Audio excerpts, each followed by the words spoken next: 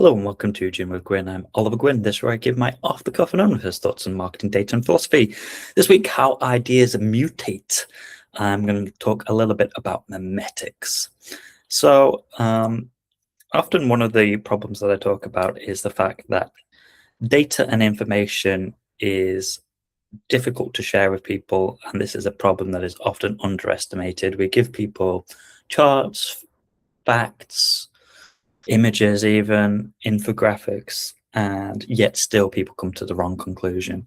And they do that because everything is filtered through their own personal bias in a lot of cases. In some cases, it's because they just struggle to interpret charts in the right way. And this is a huge problem, I think, in the modern world, even in a world where now perhaps LLMs can guide us to the right conclusions more often than not.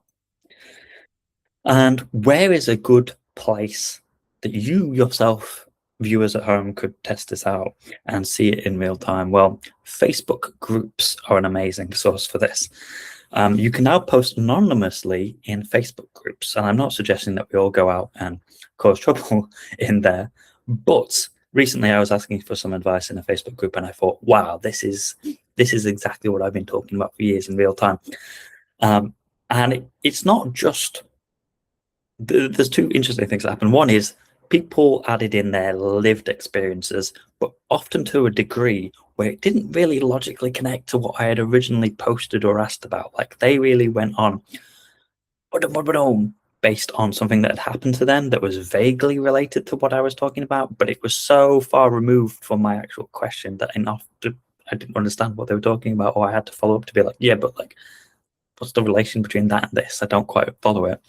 And the other thing that was very interesting is that people started to add in random facts that were not in my post. One of them was a time-related thing. They said, oh, it's only been 2 months.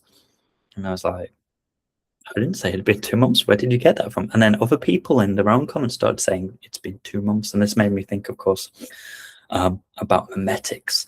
And this matters because it's not just misinformation that you're seeing there in real time, it's mutation in public with sort of a paper trail that you can actually study. And so I think it's a very interesting thing that we could all go and do today. What are memetics, you might be wondering? So my quick non-academic definition is sort of ideas as units that replicate, they mutate, they get selected based on what makes them stick, not necessarily what makes them true. And it's a huge problem in today's society because what makes things stick is often utilized, the techniques, by people who want us to think a certain way and not necessarily the people who are interested in presenting the full horrible grey truth. Richard Dawkins in The Selfish Gene says that just as genes propagate themselves in the gene pool by leaping from body to body via sperms or eggs, so memes propagate themselves in the meme pool by leaping from brain to brain via a process in which, in a broad sense, can be called imitation. And it's sort of a game of telephone or, when I was a kid, Chinese whispers. I don't know if that's politically correct, but sorry if it's not, in which you whisper something to the next person and they send it to the next person, and you see that information along the chain is changed, and the original message can often be distorted through that. So that's what we see a lot in memetics, called a fidelity loss with each retelling. And some mutation survives and some don't. Typically, the things that survive, they're the ones that are more emotionally resonant, simpler to understand, more confirming of existing beliefs, but not necessarily tied to being more accurate at all. When you plant a fertile meme in the mind, you literally parasitize my brain, turning it into a vehicle for the meme's propagation in just the way that a virus may parasite in genetic mechanism of a host cell, says Richard Dawkins. Calm down, Richard Dawkins. That's a fucking weird thing to say. Why are you talking like that? Are you trying to make this popular with people? Come on. And in case it wasn't obvious, this is also where we get the term memes from. Susan Blackmore in The Meme Machine said, we are built as and built by meme machines, meaning that entire process into this big over that we all participate in is a constant stream of information from nature, from other people, from political and ideological factions in our lives. Another good one, Jonathan Swift said in The Art of Political Lying, falsehood flies and the truth comes limping after it. So this is sort of a real ancestor of a lie travels halfway around the world before the truth gets its boots on, which is always misattributed to Mark Twain. There's no solid evidence that Mark Twain ever said it, but it's a very good line. It's a perfect example of the phenomenon that I'm talking about there, which is a good line and a good lie can mutate the truth away from what it was originally, and it will pick up more and more people who begin to believe that that is true. And also, I guess, an interesting use case in that that's been misattributed to Mark Twain. And sort of, if you add a famous name to something, then, you know, it's more likely to spread, and that information will spread. I mean, I think Einstein said that 90% of facts aren't true.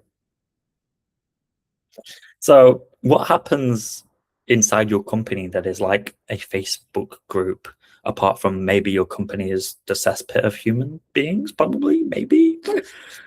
It's interesting because it's obviously, we think about internal comms a lot, or, you know, internal comms is really information. So now we have Slack messages, we have all hands, we have takeaways from our internal messages. And the important thing is that what I heard will be different from one person to the next people. So people will add their own interpretation and experience that doesn't logically follow from the original message. People will start stating things as decided confirms that were never actually said in that meeting, even when there's meeting notes sometimes, because they interpret things a certain way. Specific business context where this is costly or strategy rollouts, organization changes, client-facing message, and of course data and metrics interpretations. And just to tie this back to Memetics, information optimizes what's easy to repeat and emotionally satisfying, not what's accurate. And that happens whether the source is the CEO or a Facebook post. What does this mean practically? Well, a few things that we should bear in mind. One is that people learn in different ways. And too often what I see is that we roll out information in one way that is easy for one set of people, and we don't think about the wider messaging. And internal comms is massively underfunded in businesses, in my opinion, and it can have a huge impact in the way that you share things. In a proper organization, it should be its own marketing campaign. It should really be that level of thought put into it. And if you're doing a marketing campaign, you typically have a long form piece of content, you have short pieces of content, you have videos, you have interviews, you have infographics, and you know that these things are not going to work unless you put them out over a long period of time for that messaging to get out into the world. And the same is true internally in our companies today.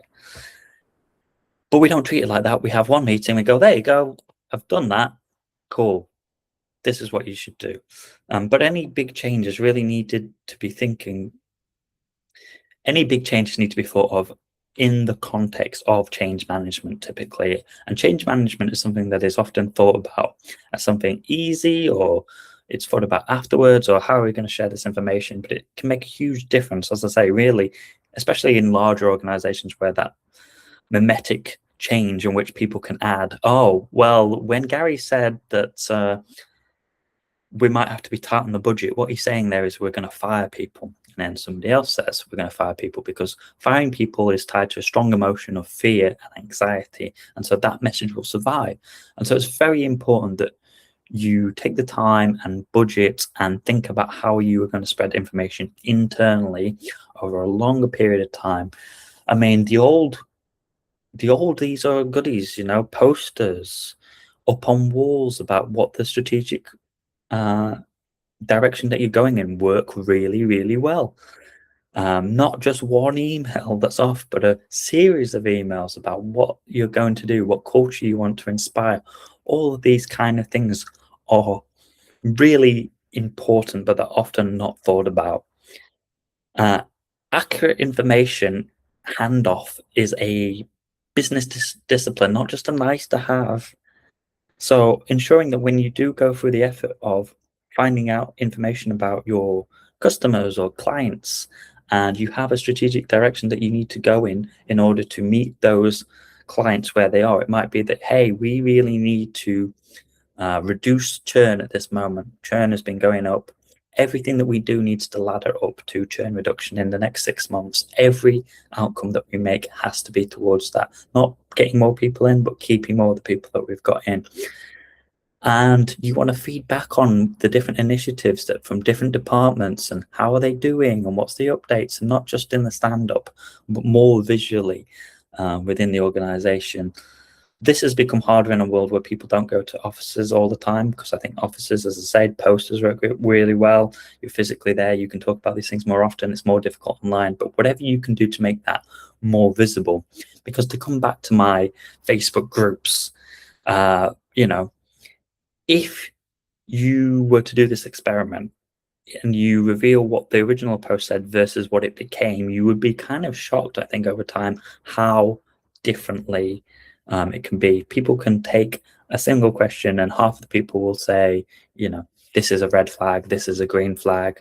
Not only will they interpret it completely differently, but they will start adding things in. And I think there's been plenty of cases where we can see it started as one thing and became something quite differently. And that's not what we want when we're thinking about internal comms and strategic directions for our businesses. So vigilance in information sharing at any scale is very important. Making sure that you create information and meet people where they are in different forms and formats is very important. And taking more time to share especially important things about how you are doing as a company, what the direction is, and of course the all-important question, why? Thanks very much for watching Gym with Gwynne. I hope this was useful and interesting. Post something in Facebook and tell me what the result was. Don't cost too much trouble. And I'll see you next week.